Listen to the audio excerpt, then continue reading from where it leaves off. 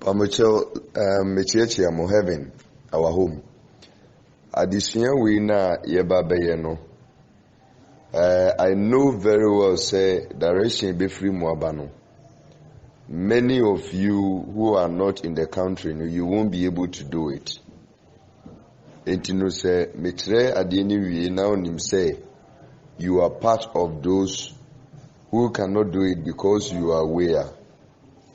As I say, Oma Mensaka will full name and your day of birth backstage. Send your bear when breaking the covenant, you will also be able to form part of the direction. Under normal circumstances, as I say, nankawe. So what you say? And say meye mamu. Ubin to me nye mau. But the man of God who is presenting the message can do it on your behalf.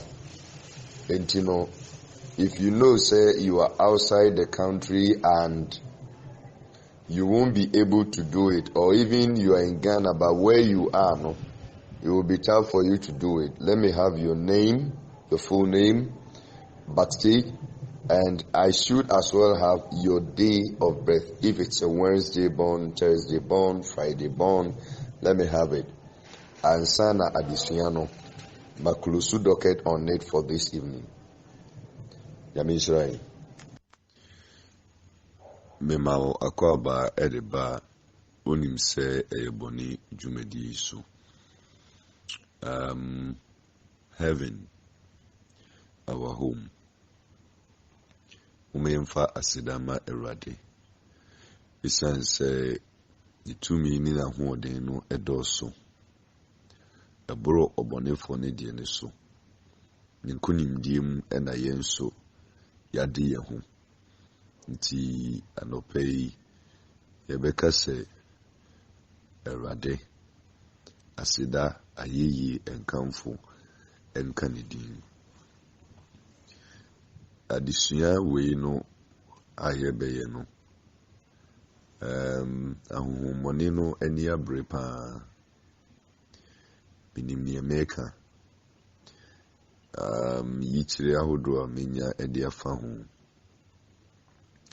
daye ahodo amasoso ede afa ho because eradia ma mehu say edi nipa bebre nya na obonefo no nam saade we so edi nipa bebre beko oseyim omunya heaven ni binko sa abosonsum apam we no ehunhia ahonhommone demonic world no papa enunti enidie mesrese adisua no odi wakuma ebidi ekiri no wabo modern say ubi hu afri sapam because abosonsum apam we die esayniema papa you can imagine say sisi awo wadwen no aye free through the teachings na o principles no so no o de beye adwuma na fe after all these teachings na o de ye adwuma no na baby fufuru bi etwintwan wakwam anase tormentew, which of course a very legitimate, because demons omu gina nyame asem so ene di sansem we abosom no omu quotation wo Bible mu a omu gina so de torment nipa that day no omu gina so abo kwadu ejiwe free heaven na say tiasi na enkwa wo yemu idie yemma kwanma obonefo no eni sankunim no nti me no bompaye na ewura adesua nim isanse esese me yes adesua we na nyamemma enya omofa hudi ye bompaye Asidanka wo Asafo Awurade. Ayiyi enka wo din. Wo empemfonso a odi yen ababedu. Enye ya hoɔden, enye ye nyansa. Eye wo Awurade wadaroma. Ena yeda so etiase. Se tekyerema eda bodwiem. Na mogya edi afusania.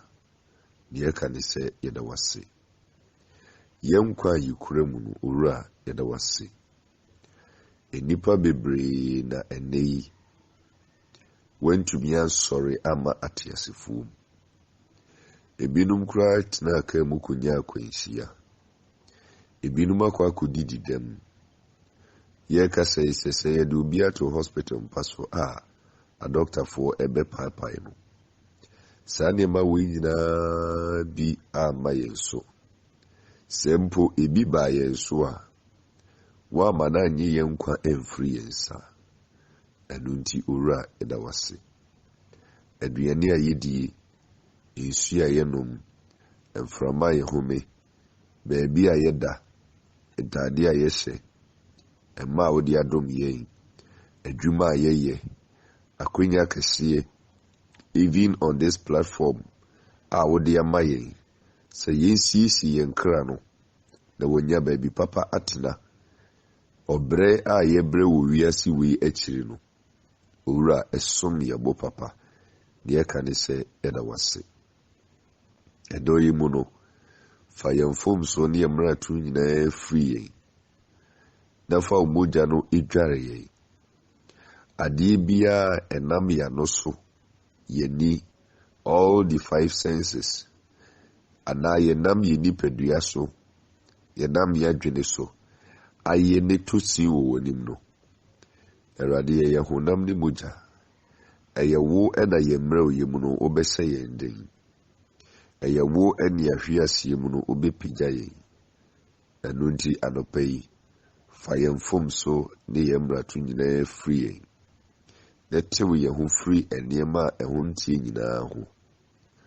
Anɔpa yi, ma yɛn nyɛ sɛ sukyerema ɛwɔ w'anim. Ɛma w'afɔbuo no ɛntena yɛn so. Owura, yi w'ani firi yɛn sintɔ ne yɛn mmarato ho. Ɛmpam yɛn ɛmfiri w'anim. Na wo nkronkron no fa hyɛ yɛn ma. Anɔpa yi so yɛba betie w'asɛm. Satan abɔ ne tirim pɔ sɛ wɔn a ɔde ɛnkye homa akyekyere wɔn no, wɔn mu nya fa ahodie. Nanso ɛnɛ mekasa ɛwɔ tumi ne ahoɔden a ɔde adua me mu no so sɛ, wɔn a ɔbɔnefoɔ no nam abosonsom so afɔmu no mu no, ɛnɛ mebɛsane wɔn nyinaa de afiri ɔbɔnefoɔ no nsam. De tumi ne n'ahoɔden nyinaa mabrɛ n'ase asɛe no wɔ Jesus Christ mu. Madome honhommɔne biara a ɔsɔre tia Onyankopɔn ma. Na deɛ mɛhyɛ sɛ ɛnyina no, ɛno na ɛnɛ ɛbɛgyina. Meda wase sɛ wabu me nokwafoɔ, na wonam honhom so ɛne me ɛkasa kyerɛ ɔma yi. Wɔn mu a ɛtie nyinaa so hyɛ wo nsa. Ɔma asase a ɔmɔgye nsɛm yi agu so no ɛhyɛ wo nsa. Deɛ wapirim n'akoma, owura bubu no. Deɛ wama ne ho so, Awurade brɛ n'ase.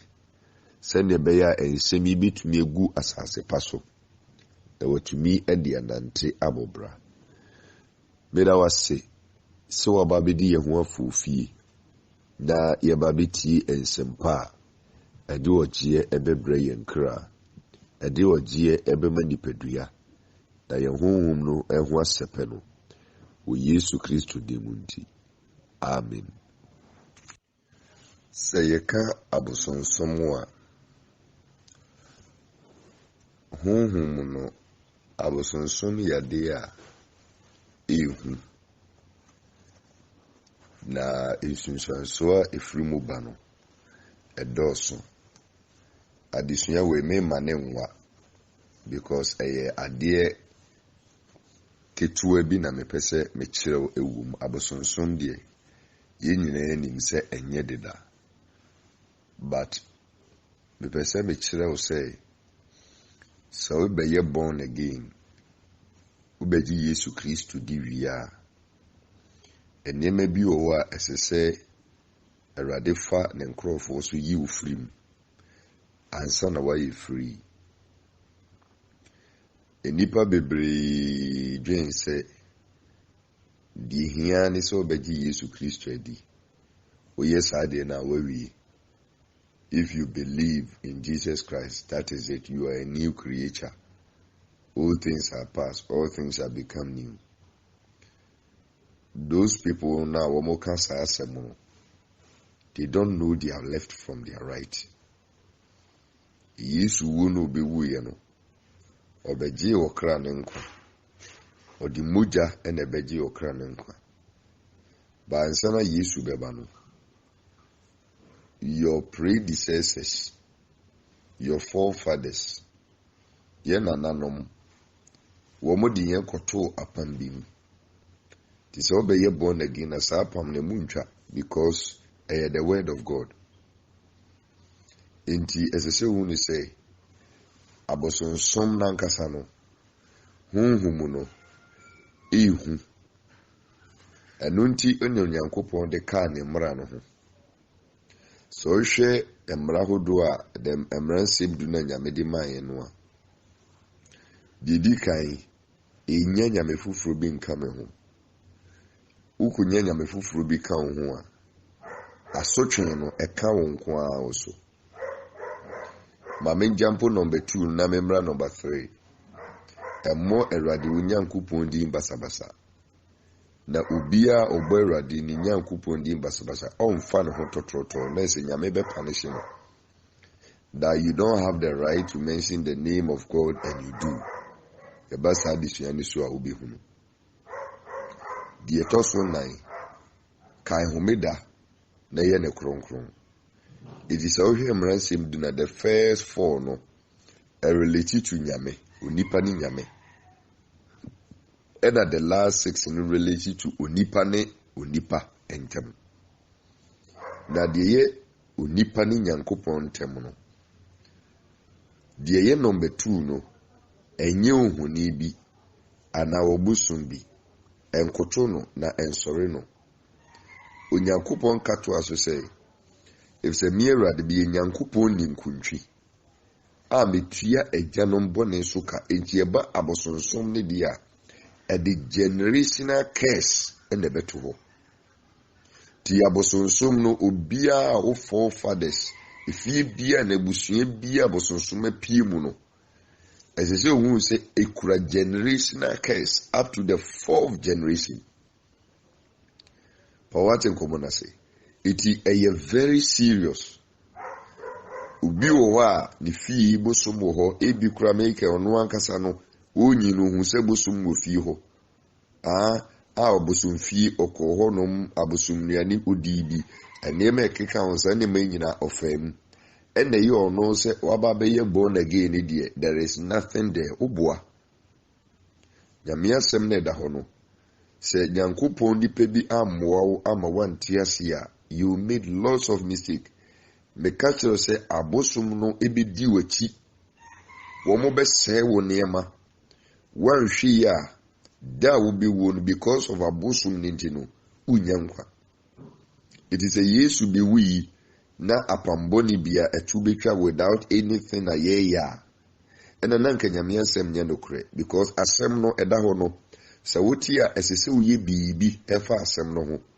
Esese wo de asem no ye adwuma be na wo de ye na atwumi aba be yiw every baby a woda no.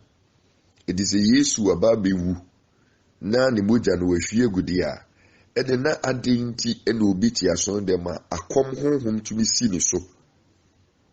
Se Yesu aba be wu na nipa ya abode foforo na obegin de wa yebo abode foforo dia ede na adenti.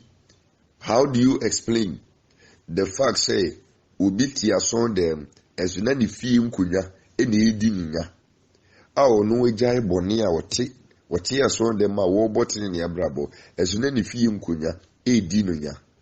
How do you explain that?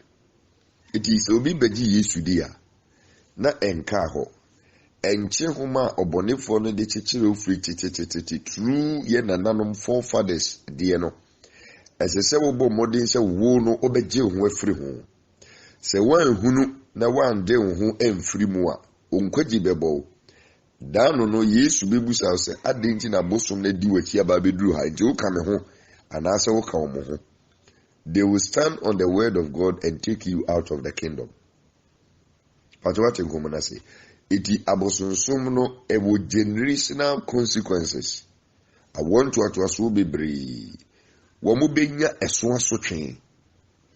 Iti so kind the book of Lamentation, Jeremiah kwadwom no, chapter number 5 verse number 7. Noah. Or can simbi or either say 7:5 and 5:7. Or say ye janom ayebone 5:7 hono. Ye janom ayebone. Na woni ho na yen ne yeso emumuye no. Eti womo de abosonsom no mukodi akire no. Womo de yen koto apembra na yen wo yen.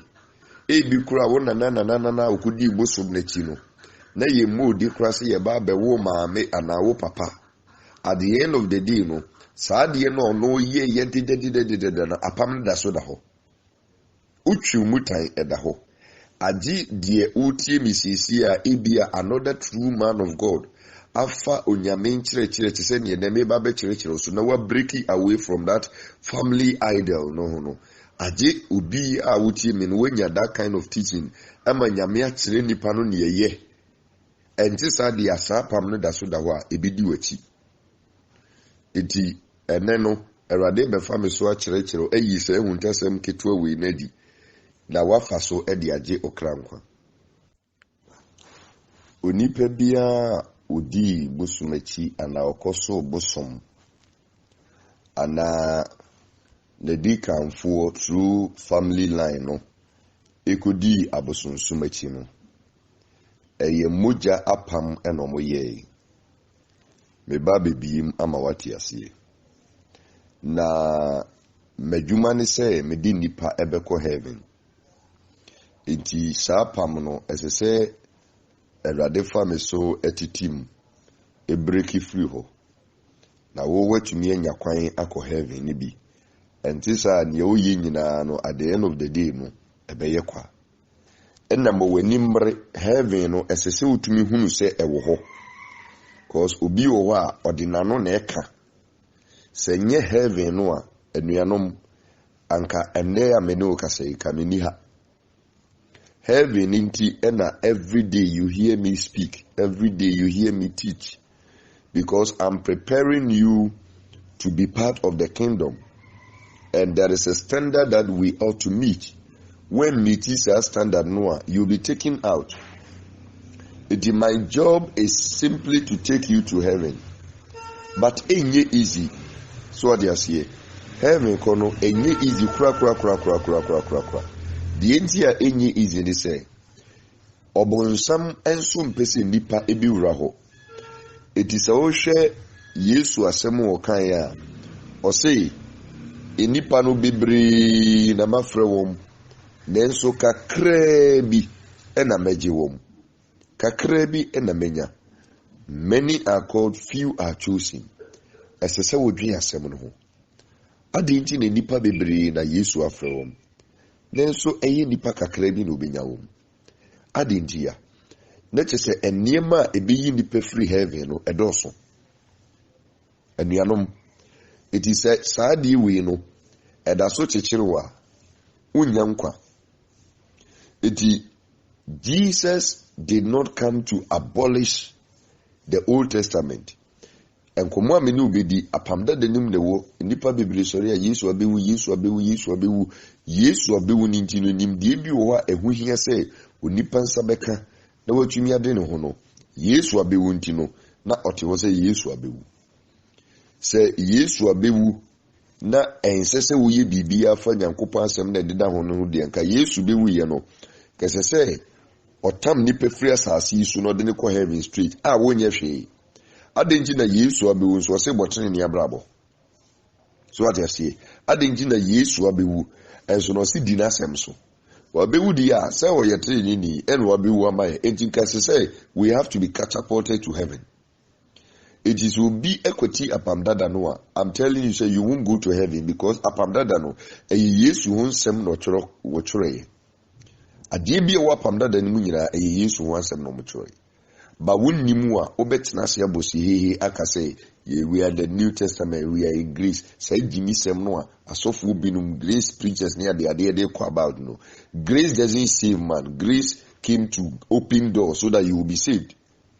So what you see, it is adom ninti no. If you mess up, does it mean you're going to be saved? Say grace ejinipa and kat grace na beje bonsam. Say grace adom no ejinipa and kat bonsam so beje because bonsam was there when grace came. So grace should save Satan. But grace cannot save Satan. Let's just say there are conditions of grace. Yabano adomo ojia conditions that home. If you conditions that home, if you meet the requirements, you get saved. If you don't meet the requirement, you get destroyed. Because the devil feeds on the word of God to destroy you. It meba bechrew quotation abosom no mu gina so a wo mu de essay enipa e wasase so no mu de be you free heaven. Proverbs 27 verse number 18. Mebusem etieye eduonu nson ntichi mu a eye edunwotwe. O Bible no mu no me pese quotation we no utwa ase ana wo highlighting no. We say the odo broduma dua no. Nyohwe broduma dua so no udi naba. Die ohwe broduma dua so no udi naba. Sa quotation we ena abosom no mu gina so a wo me de ebo enipa charge ewo Awurade anim. Na me ba be kire mu. We say the odo broduma the ohwe broduma dua so no udi naba. We eye proverb eye be. Ntina the whole book no say mebusem. Ena yebube e de ka asem.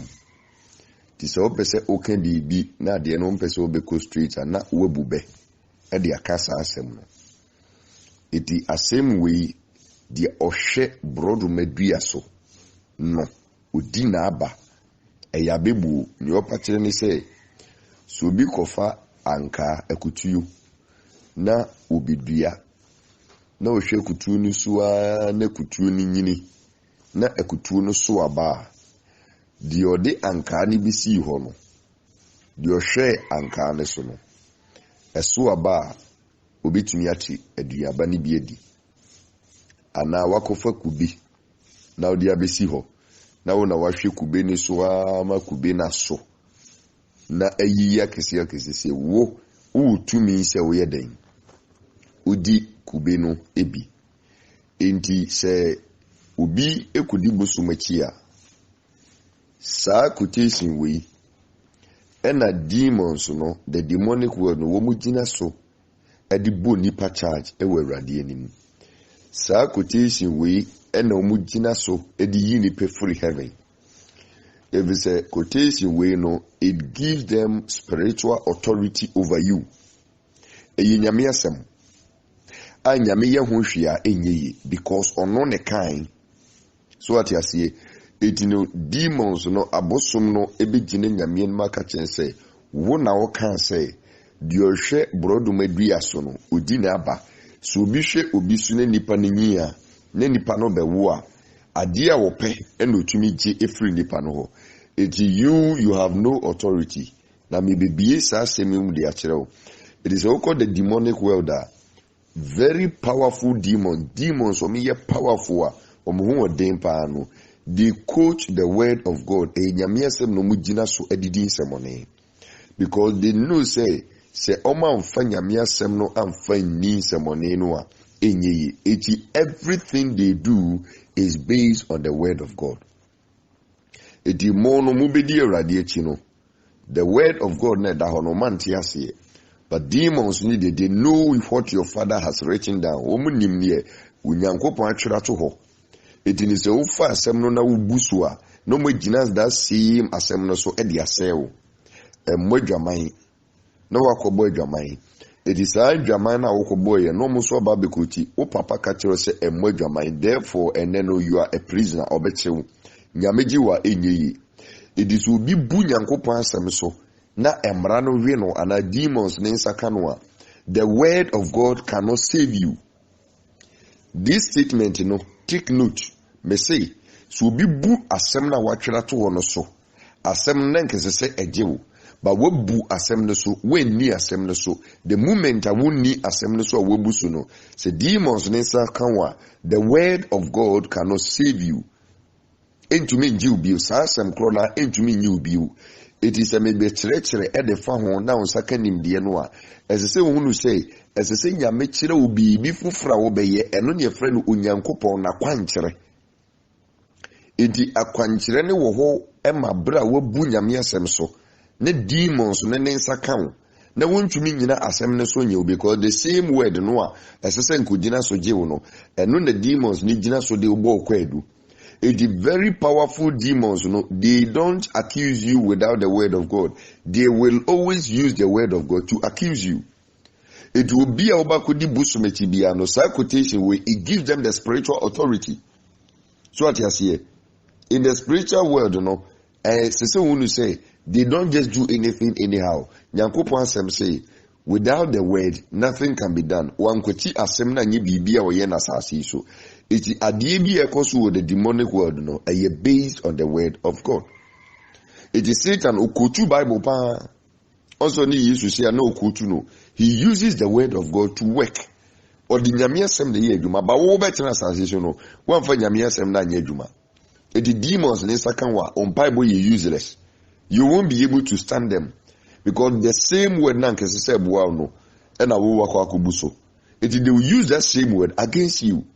Adenti na nyame ka set na se na wantena se machew me de okọ bonsam gem.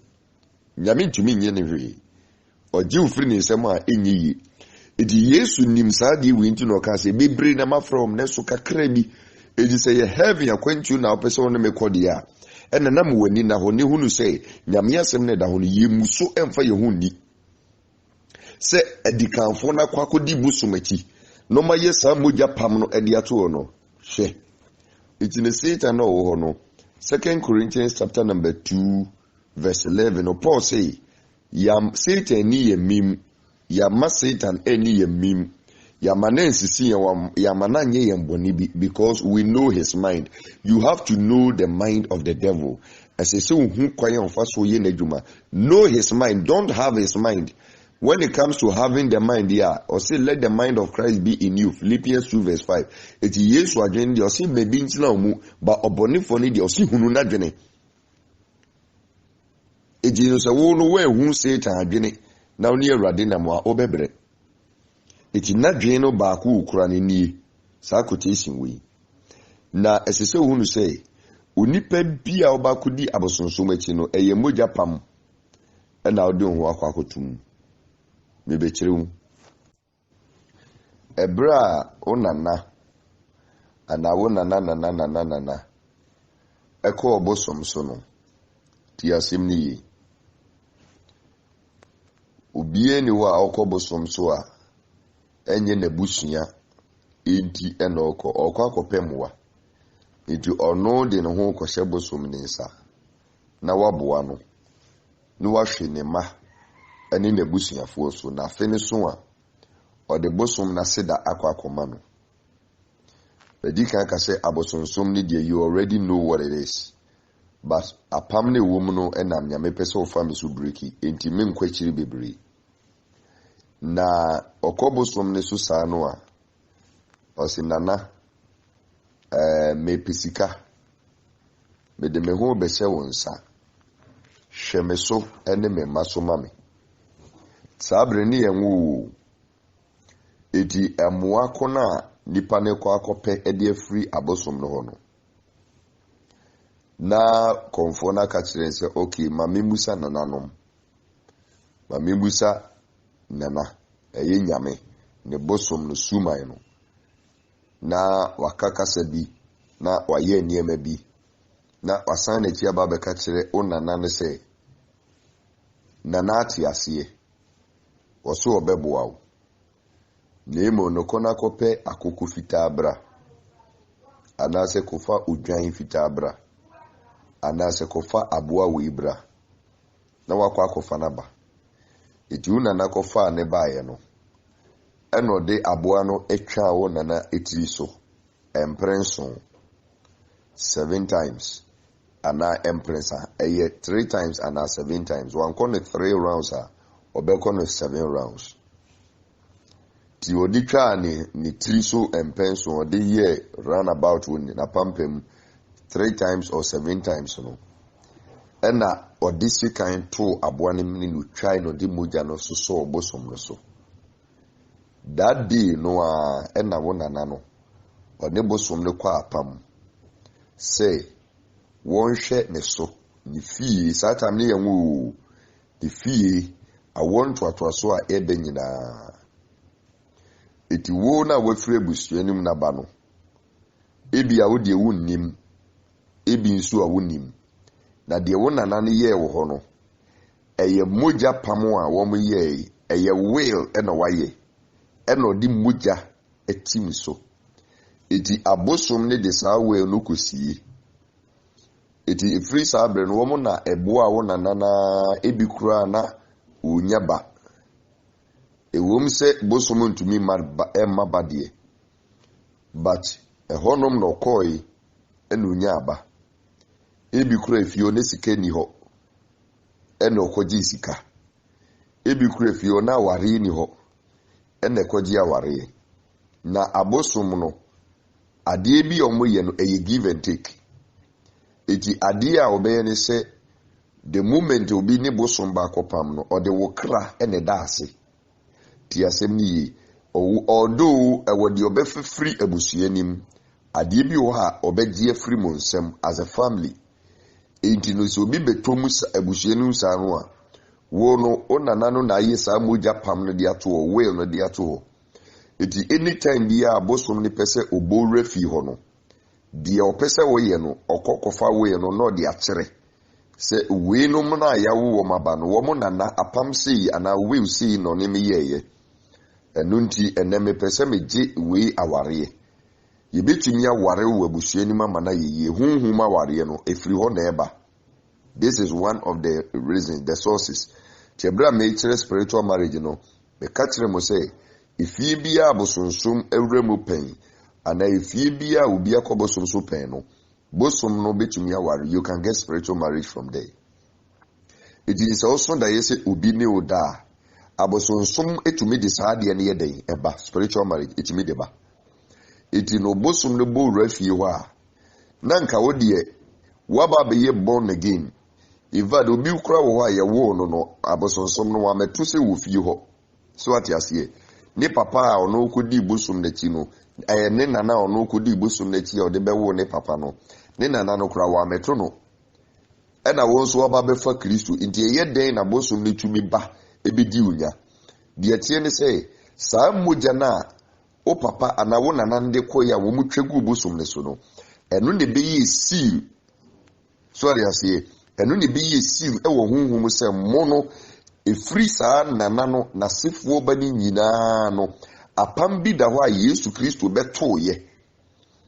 It is a wo pese wo yi wo firi mu a sade ye ma wo nana ne ye biribi saa na sese wo so wo ye biribi e de ka apam ne guo wo ehunu ne sese wo ye nyame ankere ne sese wo ye na wo ka se Yesu abewu a Yesu wo no obewu ye no entumi nye wo firi saa de ni entumi tete saa apam ni. Enu nti na Yesu so behwie ni moja gu because odie na oba bagye no abosonsom moja na mutwitwa ye no na sese Yesu so di moja bedey ebagye nti Yesu di moja na bagye no esese wo ma ho kwan na hunu ne Awurade kire se ye ansa na watumi ade ho. Otherwise you are just joking. Iti aya Kristofo mutin so da mo bompa ye chechire ye bubu ye bona ba yesi aya na mo ho ye mesere mo ho osere twe. Because you have no idea what you are doing. Hey, spiritual principles, no. So obi ehunu no eni so a, woni Awurade benante, but you be useless. There be asem we meka. So ati ase. Enti no, bosom no bo refio a onfa won se wo ye Kristoni ana wonye Kristoni. as long as saa will ne da ho saa pam ne da ho blood covenant no abosonsom mogya pam ne da ho na emu ntete ye no ne opebi ode be yew eno ni ade a ye nananom di kan ye to ho a ye nyina ye be yeden ye beto yi na se wanhunu saa de we na wo wantumi anye ho adwuma eno na ba be yigidi ne enso na ofie nkunya edi wachi eti wo nipa bibiri wo wa hu omu no abrabo yi mu nyina no enye bibia ase abosoma edikanfo ne de omo kodom ye wo hu wo mo ba ye no beji Awurade di ye no wo ma enye nyame hu nimdie enya de esese wo mo ye nyame akwankyere a wo mo de be breaki saa pam ne de afiri ho eti besi ne no saa de ne gusu di omunya eti nipa bibiri ho a ye fidi wom ewodayem because nana wo mu kudi abosomachi emo mo de abosom niema koi wo mu ma abosom ne duane di wo mu ma abosom no enam we eti wo waba no se wo no wankwa nkoto asa amane no so a abosom ne behu ni se omo ne wo nana no mo kwa apam saa apam ne da so da ho ebedi wachi eti wo koda sunsum ya so okra ni pia won besia wa ma waduane adi because nana ne di kan ma omo nam we ye it in the moment asa se wo didi na we nam no eye beye ne de be ma wo but se wo kra na di no reject ya be da no yare kwanko so what nkomo na say it is sa niema say no ensese mo edidi for mo fa na agro so we very serious if you be abosonsom pie maba na unfortunately no oman ga na nkasampo no omo di abosonsom ne sase e ka ho bi no oman no entumi anye yi edi mpanifo na betrete akonya no so ye omo se wo ko school a ye de be wo betumi aba be di oman ne so wo betumi oman ye no e ya agro bi no mu die kese Ghana mpanifo no politicians no wo mu no say Kwame Nkrumah ese oman ne chichiri ase no odi abosonsom okofa kankan nyame oman Israel nya afa hudi omnyam independence no womu see altar for God womu build the altar and made a living sacrifice to God sana Moses here oman Ghana nya afa hudi no abosonsom kankan nyame no okofa bai nti oman ne bebre oman ne be ye nkuro besi because that in itself no abosom no bekoso di oman Ghana so da bia mo bompa ye 24/7 mo bompa ye wo Ghana ha nti abofo no abosom no kra hu ni say you as a nation no kra you are not serious because nipa no di cancer as no the abosom the sase even besi ne abosom din da so the some of the monumental edifices ayeye wo Ghana ha. Look at the first saying the biggest hospital, teaching hospital in Kumasi. Comfort not teaching hospital, confudi and that's so. Now more patches saying. So what I see, it is a confunding din that's what the hospital and so I'm telling you say, anytime bia we hear mojano, obako fu be free ho. It will yari men cause a comfort not teaching hospital because ube wunkwase wu. So what I say, and near maybe cause wo humwa, more funny serious. Musha dear sa namon nam ho. Ye near radiati sa. And yes, any dear radiati. It no sa dear na ye nanum di kayeno. A ya pam muja pam wo ye toho. I will be a wolf free abusianuma babiano, a beduachi. And found so ye Christo ni, me bay and yamini pafo frono. Sadi we need dimechi ne hame. It did not mean who yam yam. Me principal, me Kenya Mess and Papa Yamian, 2 me dear chino, then come home. And a more deep for be soon or train emergencies, so you could program or baby, and no deep for be home in or train emergencies and so forth. I didn't say anything, and may we say be waiting to Oka, Konako, young Weduma. Ampa, me koya, me koba home paya, me shemuno, not yeni dimechi. It is necessary, ye bribi, me soma me papa, if it's in the line, me suman my you krum. Manekosa asasini swanya e de breme e na afei de sese me ye no nyame kire me se menye na me di break free ho entiza nkanya ne se ne wu te se me so me kasa nyame na me so yi ndipa free ndipa ai ohaw ne amane mu no you cannot free yourself wo bra wo ni bibi mfa esese wo hunu ne nyame kire ne sese wo ye eti me no me hu ye no because nyame afre me what in common say nyame afre no osofo ne nkire say efie nkonya ne ntumi ni wachi me ma biblical reference enye nyankopon na frɛ Gideon enye nyame na denti na afei nyankopon be ka kire Gideon say sorry o papa fie ho abosom ne nkonya ne wo no kɔ ne kɔ dwiri ni nyina ansa na wo ho atɔ na Gideon so anadu de so no for ameme bi kan ho ansa e no ko ni pepe fi e ko dwiri abosom ni nyina altars ni nyina de guye Nyankopon nim se wa frɛ de but then se when dwiri san ye mana ngu ho ansai apam na da mo ntem no a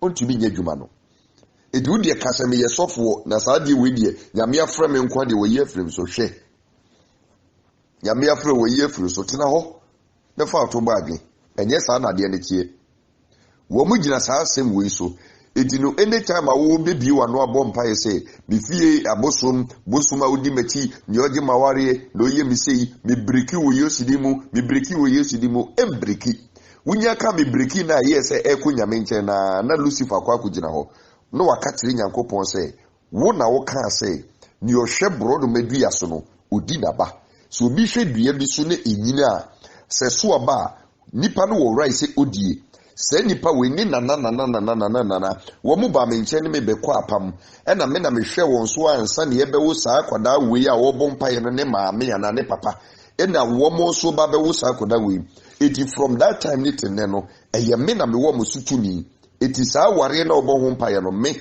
ma ne kwan ma ne nware ampa nyame ye ho hwia enyi nyame yotumfu nyame tumi ade nyina ye but isa as Satan akoti the word of God ninti no ontumi nyina asem ne so njewo eti ese ope obi a ono nyame na frɛ no na ode ne ho akwankyere ma no because akwankyere ne de enu ne defeat Satan eti so bi bu Nyankopɔn asem so a eye na akwankyere na obetumi di agyewo enu ti ne asofo no esore ye no Satan asan adi akwankyere because Satan nim se akwankyere no na nyame fa so di breaking up am akwankyere na se ohaw bi beda nipa so a na nyame fa so di asai no eti nyame akwankyere no eye very powerful eba ya na abeyi ohaw na free ho na di wa free Satan who is ade no e no kofa fake prophet edi begum e no mo sa se di akwankyere tantan akwankyere hu hia abosom akwankyere ne ade a emfiri nyame begum se de be Nyankopɔn akwankyere ba mu bebu na nimutia eti mumu bebre wo a nyame akwankyere mpo ba na matsopa akwankyere no. You are the people who have limited the power of God because sanima we no edifo no na nyame namom so yes sanima we edikanfo no apamda dem eno namom so yes sanima we digu ho edi the directions of God no so you apamda dem ewo mu more as in the New Testament ba mo bedi awade echi no munam nyame eti saa eti bibi so ubu nyame asem so na obonefo ni gina so edi bibi beto so amani bi beto so a kai hulu say asem no ntumi njobio eye na kwan no na kwan kyere no ne kwan na wo kyere se fa so no enu na beje o monsu na afidie se nyame akwan kyere mpo ba na mo sopa because enkwasiafo bi di kan ebe ya akwan kyere a ense. This is how the demons continue to manipulate womo a omofi abosom epio enti se wo platform yi so na wona na abosonsum epiefi ho penya unu say wo no they won't spare you because we no da ho eye moja pam anytime bia won be ready so mo hie bibia free ho no won beji ebi say de yo mabufu yo mo time kra ne say wo nana ene de mu nyina be hye wo mo nsa oba ya o se wo nsom bosom oba kosom erade o mo fi wo hye obezo ye born again o mo fi wo because they have authority over you already. Well, not the hope. It is a year say, oh, my Jesus Christ, you are deceiving yourself. It's more the Bible, no, actually, and a year saying the face value of what has been written, no, more the bomb was suffering. He said, oh, I know the word. So people say, maybe meaning preaching, meaning gyro, no, now only preaching the infant for heaven. There are some principles, be over, as I say, no. So I just say, only preaching, infant for heaven. Di onim onyame asem na onim nyame akwan na onim honhom ne yekoso no se nipa na etumi gye ne ho entisa bebri na nyame afre wo no obeka ho ba kakra bi na obeyi wo no obeyira edi wasofo bebri wo ho a omunya heaven ko because eye ne so onim nyame asem onim preach or evangelist bebri wo ho a wo mu preach but they don't know the insight of the word of God. Eti Bible na da ho no enye ba bia na osofo esesa wo kenkan nyame frewa ewo baabi a obekire wo ai sese wo yusu na wo de aye wadwuma so what you say enti adifo no wo mo adiye honhom wo so no they use the Old Testament more. Woman Old Testament a very, very powerful. A containing principles here. So nipa to be this one. Who be break it through in life. It in a man in your way say yes, you know. A yakwa. It be chiramu say demons read local side dinoa. Sadia no sanka. But it be also a dino. Nyamini be. But demons will not snatch it away from your hand. What rightful belongs to you. So I think I say. It in when you say, Abosomno, as long as a permanent dahona identity munedie, they will wage war against you. Wombe say no mutimi di wetia, wombe say waware, wombe wareo, wombe say usikasem, wombe say wadumasem, wombe tormenti ujidi ni sa, de biya wo bompa so de biya wo bre. De bia o kompa bon so ni ahoto niema bi wo ha ese se mo mama ni ba mo ho so na munyi nyankopon kire beboa mo so ati asiye eti saa abosonsum yi a edikanfo no de o mo ho kodom ye no eno na edi enchirima boro abesi ne eye abrosom abosonsum abro esa som no unya mfaso bibia kristosum nyame de makwa edimonsum mfa makwa wahu se bonsam de bibia makwada obeji bibia firi ho ansa no de bibia mawo edine sabosonsum na di kanfo de omuko sie mu no esese muhunu se wo mo ji bibi no mo bekoso age kopem se Yesu Kristo ba bebu ewiase atan edise wo wa ne wo firi apam ne mu a obebre a enne enipa binom asori omuda so di abosomachi okwa asori eso ye ya na osakọ bosom so odi wagimi dread nda okwabrane bema nyonyamfo hwe konfo yi kura ba bi ote hwe hobon hwe konfo yi se na wa utwitwi usin osiye fita na wo botai na watumi asori se wadwumenti ana bibinti me kobosom ho na yakate se uroro na sempaboa na bema nyonyamfo awroro ne na sempaboa de ne na bobofom se dabo na wakwakotena efimu yasetina fom konfo no kasema na wodi so nyame kasem se di so a uni so ite udwi nipa ho a untumi nti nipa ase eni nipa ne namusa ti ade no adi ebusua na brodi aba besi nne no wo bae a wasan kwako obi wo kra wotimi wakobosom so pen wo nkobosom so pen obi wo kra wotimi wa fast snap ni kusua abons afrinsu abodua pen ni nyina wakobosom so ni nyina ya bosom so ode wo akoma no oni o makwapam saa kusua na ode bo fom pai no saa kusua no eye moja eye life akoko na ona na de ko ya omutwa ne mene no wo de wa ma ya nwo akoko no odi the whole akoko no ikusia no na ekọ otinko na say it is the same abosonsom noa ne Ghana ha abosonsom asan yi ne TV so radio so ene difo bebre omo de abosom no ne nam da no konfo agrada heya weja heya ni kuru ye sofo eno no so ye ekonfo eno mu nyina ye adwuma esiye wo nipa a wo ba kodi sa sofo ye ti sofo na yire ye konfo na ne konfo akwakoto asondan ese niku eba be ya sori wo enipa so ba kodi wo machi eti se bedwe ye kristofo am se asema Yesu ka se bebre na mafrom na kakra bi na menyom no eye no kore e se ya ma ye ne so ne ya ma ye ni amra Yesu aboka obelusu otinko monasi obelusu eti se wo ni se abosonsom no obi mfa ne ho nkodom bosom ana wonkosom bosom e ma ne mfa ne ho ni one wasefo nyina no way we eye part 1 na me ye part 2 no metreo baby abosonsom the next level di onipa kwakodu eti we ho so yi ne look sharp ne ma wani mra ho so if se wo no untumi mfa me di Yesu moja twam Yesu moja abra wo abodam sa Yesu moja ne ntumi twam as I say Yesu no who say Yesu na odi na chi no oye Yesu of principles eti asem no ontimi nsan asem no ho nye beribi he is the word it is a who quote the demons no quote your friend saying Proverbs 27:18 no eye Yesu na mama coach no against you onzo di Yesu din ene Yesu moja kwa kotwitwam edwitwa enye ye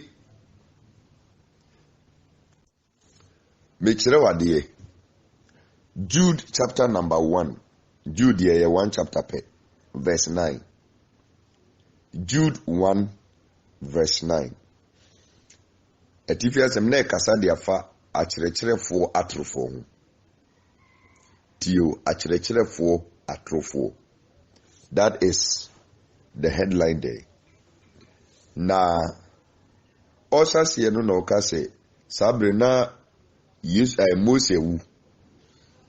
Mose wu ye no ɛwa pɛ nyame te soro no hu sɛ bonsama ba a wɔba bɛfa ne mu ɛde akɔ ne body ne de akɔ ɛna soma Michael sɛ ɔnkɔgye mfiri bonsam sɛm na ɛhɔ no bonsam ne Michael ɔbɔfopani Michael edi aperapere saa time no na Yesu Kristo ma asase yi so eti ɔbɔfopani Michael no Archangel Michael no eye Yesu no a ɛyɛ ɔno a na in the New Testament dispensation no ɔbaa sɛ ɔbaa bɛgye Onyankopɔn because ɔno ɔyɛ the warrior of God ɔno no gye nyame ma sɛ bibi nko yi a ɔno no sɔre ɛkoma nyame eti ɛsoro hɔ no a ɔbɔnefoɔ no ɛte atua na ɔkɔ sɛ ku na ɔpɛ sɛ nka obetu Onyankopɔn adeɛ so no akɔdi adeɛ no ɛyɛ Michael ne nabɔfoɔ yɛ Yesu Kristo na nin disi ne no to no ba asase so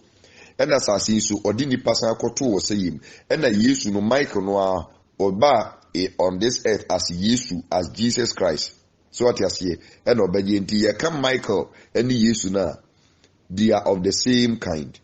Nemo no another time no I will teach you on that so you understand.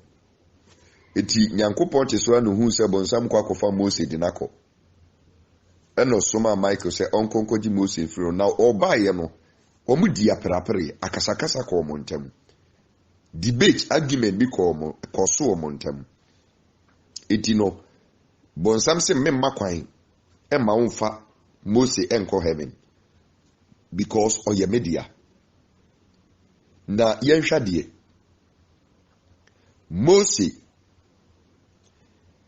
Nyankopɔn ne yi no hwɛ anwanwade a Nyankopɔn na Mose so yɛɛyɛ hwɛ adwuma a Mose yɛ ma nyame Onyankopɔn ne Mose ɛkasa ano ne ano yɛbrɛ so yi Nyankopɔn ne onipa nkasa ano ne ano mouth to mouth apart from Moses odiifo bi no wa Onyankopɔn ne kasa ano ne ano adiifo aka ne nyinaa no onam yikyire so onam revelation so onam prophecy so onam trance so ene ne wo mo kasae eye Mose pɛ enu Nyankopɔn ne kasa ano ne ano mouth to mouth Mose edi nani ehu Nyankopɔn ati pɛn atiko sɛ nyame na ɛkɔ no onipa bie ne ho not after Moses not before Moses enu obetumi di nani ehu nyame atena se Mose we na so ye bonimpo a na obi koka na nyame apa ne se nipa na okoka Mose boni no because nanu ani nua nkasa Miriam ni Aaron ekoka ne ho asem nyame ka kire Mose se emane nkoware from Ethiopia fom Ethiopia ni ban so na Mose koware no edi ni nuanom koka yanka o ma ye boni but Miriam koka ye no Onyankopɔn de kwategu no Mose was untouchable. Nyankopɔn ka kire Mose sɛ meyɛ onyame ɛde ama Pharaoh meyɛ onyame eti Mose no he was like a god.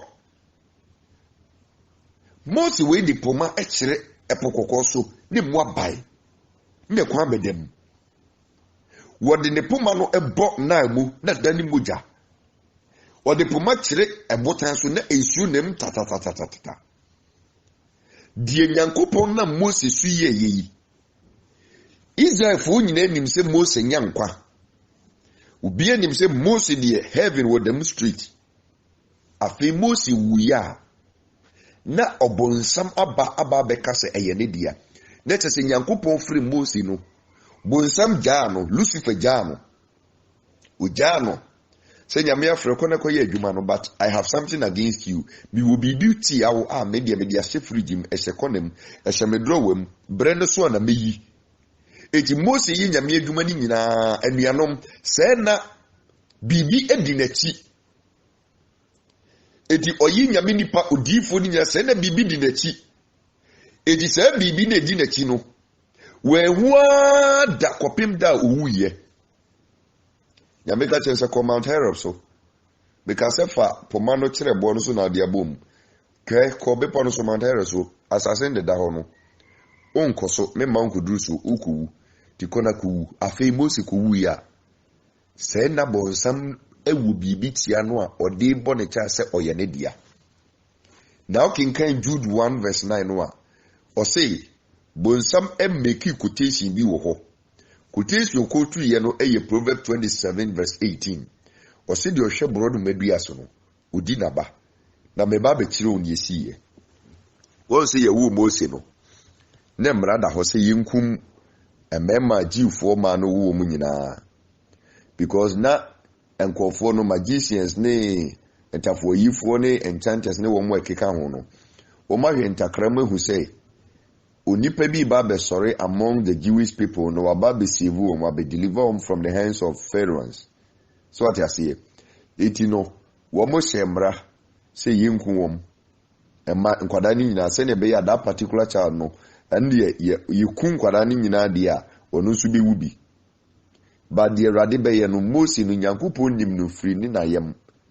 Enji ye mane de ne kotu ensuo so na Pharaoh baba ebe fa no eti oyenge no na Pharaoh baba ebe fa no. Pharaoh yi so no abosom na wosom oyi apaye wo mkum na ntwi wo mkum enam de mabosom yi wo mudi abosom nuane. Eti ne baba na ebe fa Moses eno tete no fa no ye kyese eba. Eti Moses so na wonyi ni nyina no onyi wa hemfi ho abosom nuane no odi bi abosom fie no kwotenai ti asem ni yi me kire odi nti a obonsam ebegyina wo se Moses ye ne de nje obefa nako enti na saa quotation no atifia o se atro akyerɛkyerɛfo eti nyame nim sɛ saa asɛm no mo twere wo ho no akyerɛkyerɛfo teachers of the law wo mo so mo nim Bible no mu no won ba be interpreting wrongly.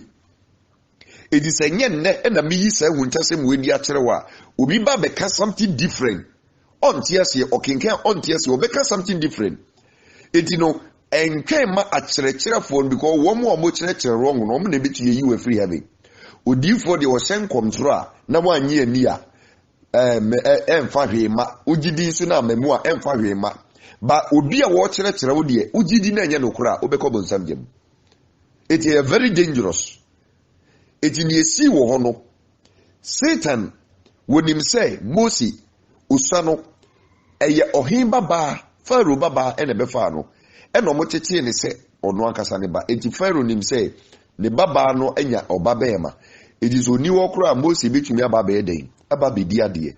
Eti Mose no they kept on feeding him. Eti abosumfi no tenai abosumfi no nyini bosom obi osom bosom ba. That be Pharaoh baba ene tete no. What you say? Na Mose nim ne maame nim ne papa. Because so mu yi omu ho adi a yibeku akwada no. So atenkomo na say eti wonyi Pharaoh fi sa tena bosum fi wa di abosum aduane na ema mo kire na akonya no ho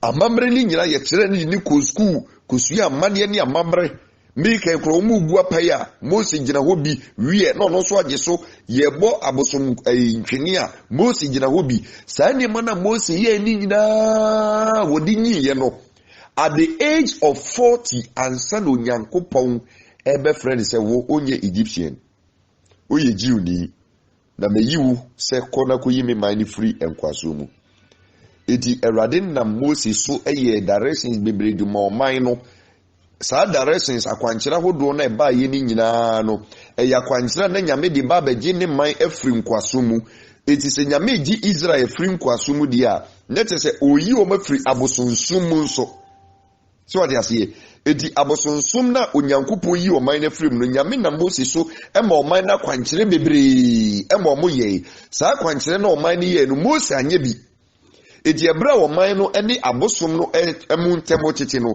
Mose de na abosom ni di n'akyi eti abosom no ehwe ne di eye ne hwan wo man fi no oso wo de ye ne oye we have more time eno mu di Mose nti Mose free Misraim asase so na abosom ni di n'akyi efse odi abosom nuane abosom fi ne tete no eti da wo ye no ena Satan call say okwakofa ne mu no di nako because oye ne dia hwe bomu bebre abosom no won be yi mo free heaven me na meka kyerɛw wo mo di wachi o abosom no eka ho bi na Mose ankwankodu bo sasase so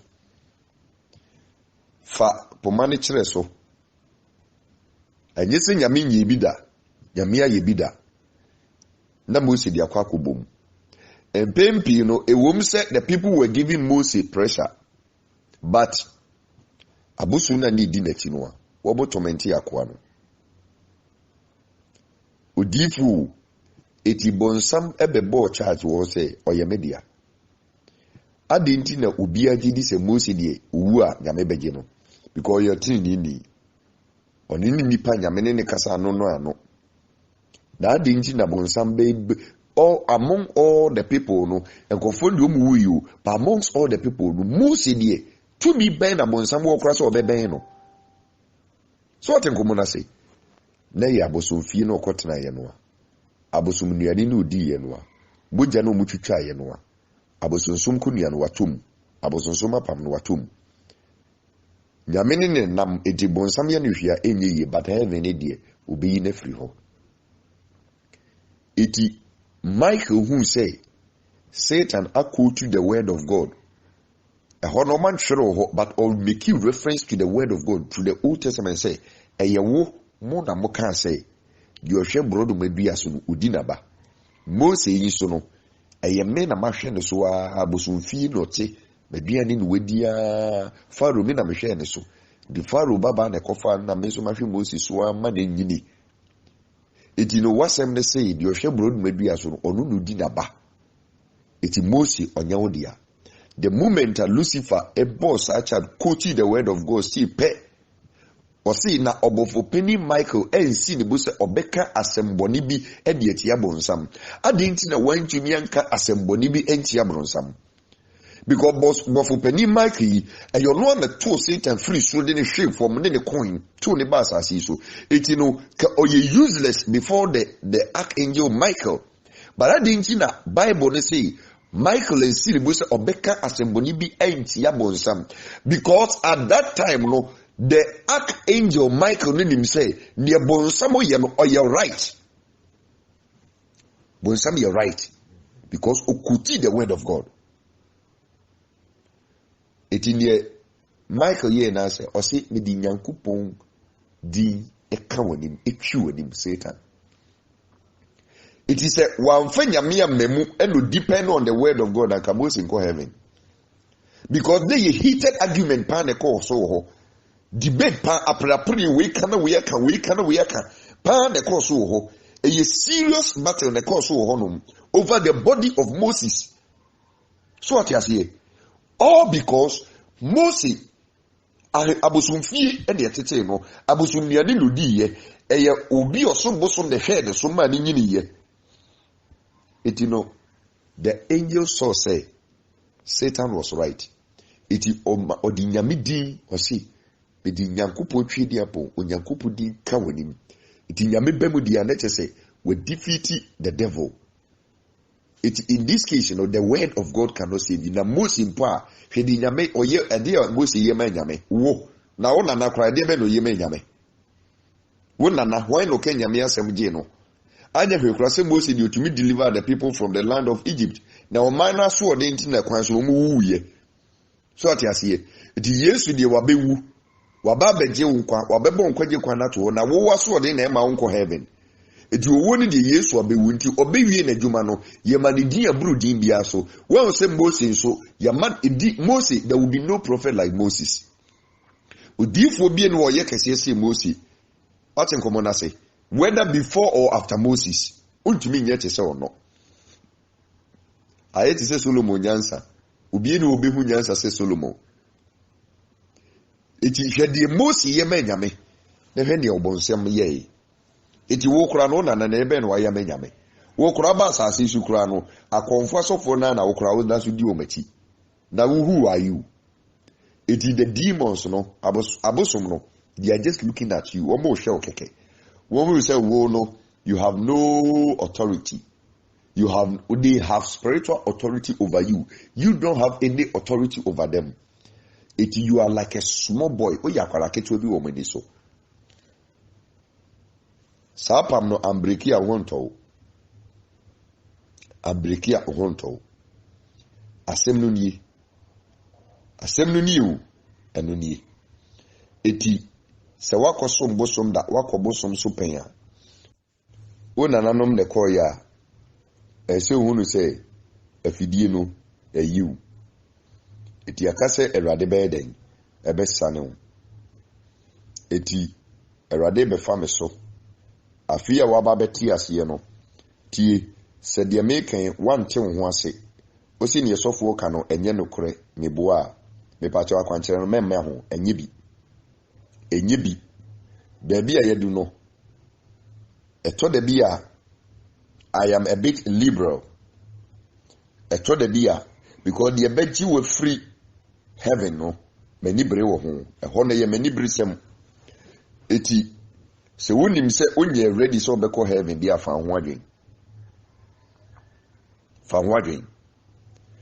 na mo amakototo sa amane mu nyina ne die ene Erade ebue kwan se wo obede wo ho afiri obonefo ne nsam Erade ebue kwan no eno nti me the direction no ebeba na ubia wedi fo ewasem we ho anadikanfo no because sisia no esese nyame kire oni esese oye na mawa ye dey wade wo ho atenkomo na se me o kire me nia menye medie me ye leader obefa me so agi nipa edisa wo ye leader na wato se afidie ni mu a ese ohunu se untumi ma ogie enye obidia because spiritually no you have no authority to deliver somebody. It leader bia na sese nyankopon di kan jew ansa na wo atumi akwa akoji obi so kwatire kwa ni si obema ntuma atie ni din wo ankasa wo da mpochirem obe da kwa akoyi obi afiri mpochirem eti asofo ni bibre na omudidi abosumachi di nro ye adwuma no wo de da mpochirem eti ombe da ndi ogie ema onipa e honum de sese modwen ho eti da bia me ni menuanom asofo ehia asema meka ne se esese ohunu hu wo honhum se wo no nyame agyew wo nkwa esese ohunu hu se wo nkwa bi wunne heaven street me wo nkwa me nkwaje nwa dwuma no mawi eti nyame fa me so aboa metiefuo eno na meka obi ntiase obi se na de na sofo no ka se ono no wo se wawie ne nkwaje no no wo nkwa me ni nkwa me ntumi nkire nkwa kwan bi wo nkwa ne mankwa se me nyame nje me nkwa me ntumi nkire wo the way of salvation asese wo na obedi mechi eti da bia me kasa sosofo nyankwa wo nyankwa osofo anko heaven a onko heaven no enya agrubi na bedi nyame mi woni ne hu ne ekoso huhu mu na obehunu se ensem a meka no emu odu eno na gidi pankwa atiasie eti no se nyame nipa no da mpuchire mu a ontumi nsane ene Kristo hu ye mobo wabie kwan ne se yemra na ogie enye yendia eno nti in a while no be the direction e ba beto ho kona koye na oye wia danwa wo be ye no apam no samu japam no abreki we no me yetu no ebu beteti enye dwuma biu. In order for you to be cleared, isan say anytime bia me de akwankyere ba no aya na maye open me ye open kyere say me kyerɛ odi nti a na nkanse sɛ me kyerɛ because nyame kyerɛ kwan sɛ faso a he doesn't need to explain himself and the way enye nyame na explaining himself but me so me yini pate sɛ wo ɛna me nim nie asofo binum ani adifo binum ama madwene aye ewa akwankyere ho iti me so makoye nipa te se mo no aye me na ya me fato me ho so na ma kyere odi nti a nyame si yesi ba nyame de he won't explain himself to anyone or kyere say ye biribia you don't question him but me no na me nim ni obonefo na ye nipa dwene wasase so enti na mafato me ho so say time bi nyame de direction beba no me kyirim de nti a osikoye saade no na atumi ama ogidie no awie peye isan se abosom niema bibiri aba ame nipa de omo ho akwa kohyem a enei no se bibi sa akopie wakwan mu a wanhwe ya nyame tumi no obebu nanimtia na se obu nyame tumi nanimtia ho kronkron no na wagrivu no saa bone no so onfa nchew da asase we su ni asase we echi it e ban of the directions of God onyankopon akwa nkyera the power of God. The power of God is honhom. It is will be rejecting the power of God. We are rejecting God, and that is a very serious thing. Kwan baako a obonsam fa so odi nipa bibiri ko sayim through the power of God, the directions of God. Na wa say nipa dwene ewo ho a ne nipa mu nyame akwankyere na osofo no kwafo mpibu sore na odi nyame akwankyere ba o si we fake. Bonifo no kwan baako ye drew akwankyere adisua so a I will explain into detail. Na the tiene say okenkan Galatians chapter number 5 verse number 19 wa or say na honamu nyuma ededi pefe the works of the flesh. The works of the flesh. Ibi yabosonsom. Eye honamu nyuma. Make sure the reason you're going to be doing that direction. The works of the flesh, bako yabosonsom. Uba Romans chapter number 8 verses 12-13 noa. O say, enuanom, enye hunam ne yede ne ka. Na yatena se ede ama hunam. Na se yatena se hunam famu a yebewu. Na se yede honhom kum nipadua na kwa ade a yebenya nkwa. It say the works of the flesh enye no necessary you rely on you must as I said, you must let go the works of the flesh. If you say abosonsom no, would you need pedua ne koi na okoye sa apam no diti a okra no. So what in common say? Na unipedua no obefa na asase so. Wan fa free nyame ho ene bai. Unipe bia befa na asase so. Na die hu ni say doti ye wo fom no. Eno ne nyankopon di kan de ye the first man. So what you say? But nwanwa say the same doti no yen wanfa practically no wantete from doti no di modi meti say no modi Adam onso sa. But nwanwa say be ma hunsuo ene oba hunsuo ni nkusuo ni kusia na aform the same substance. Edi nipadua na wunya no Adam nipadua eti say wonso nipadua ne pepepe.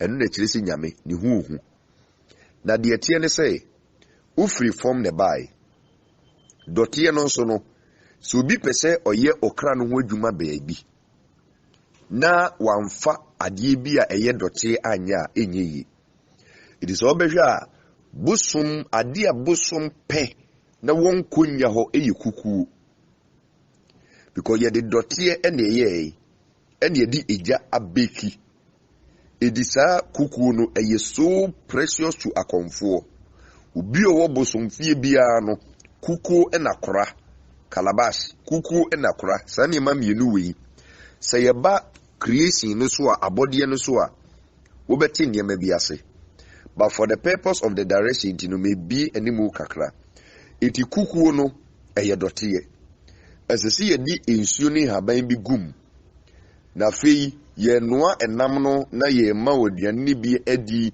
wakoko na ode koye no mbe noa no kukuum ade bi om ye mom noa no kukuum because you are made of as a dotie we ni pa ye dotie so ate send ye be ya wo kra no mbetumi ade atwa so when the time is nigh eti di onyankopon akyere se monkoye no the book of Jeremiah chapter number 18 no ewo ho